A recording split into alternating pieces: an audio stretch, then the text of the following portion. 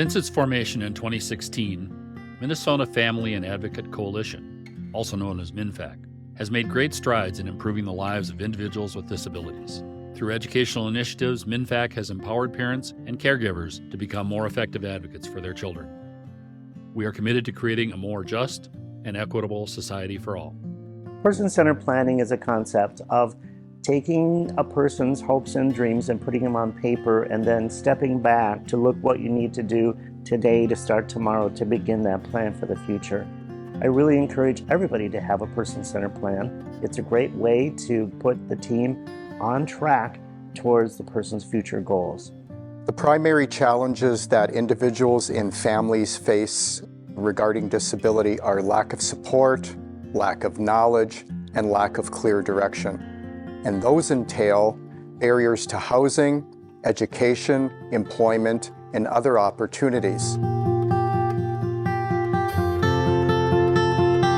It used to be a long time ago that services were predictable, and a person would finish school and they would maybe spend a little bit of time with mom and dad, and then they would move on to their adult life, and there'd be housing available, and it'd be just a smooth transition. And that's changed. Currently, there's a lot of options in housing, and there's more growing through changes in the waiver. When I talk to people about housing, I ask them 3 questions. Where would you like to live? How would you afford rent and food? And how would you afford the staff support necessary? There are 3 major obstacles in finding suitable and appropriate housing for young adults. In my career, I have seen that number 1, there's just a lack of available space just because of the high demand.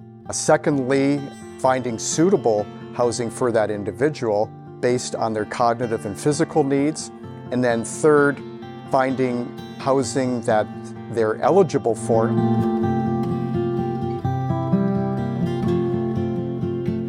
When I started thinking about housing, Noah was really young, and I ended up going to the Pacer Center workshops. The first time I went to that, Noah was 11. He's 25 now, and I was one of the youngest parents.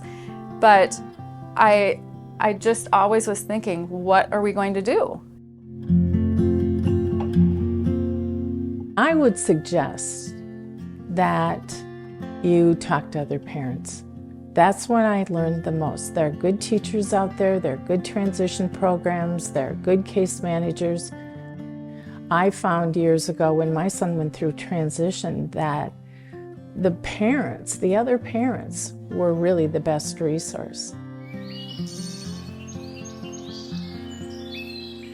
There's various types of housing and different types of funding for it. I'm a case manager and I can do a lot for your child, but I can't make this housing thing happen.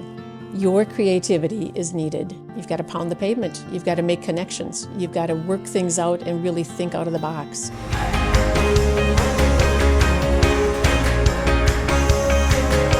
Long story short, went through lots of people that just weren't ready. We ended up having to do a reasonable accommodation for a 2-bedroom unit, and that meant Noah could be there without a roommate until he found one, and that saved us. It was 2 days before I signed the lease.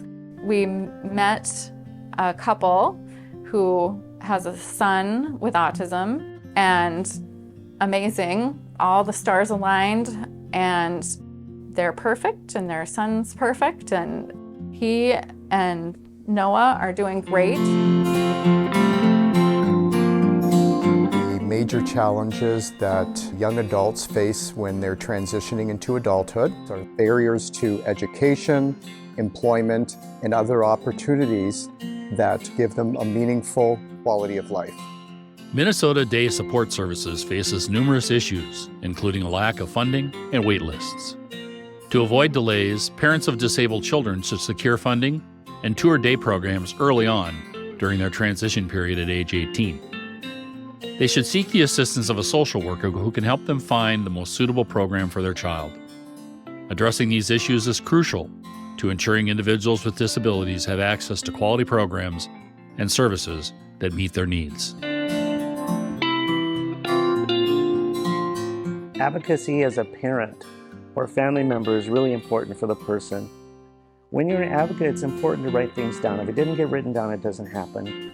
If I were to give parents today one piece of advice, it's to document everything you do. Set up files, notate everything, document any doctor's appointments. One of the best things I learned there was doing a one-pager. One page with some pictures and quick details about your kid. I ended up using that for lots of things, not just housing.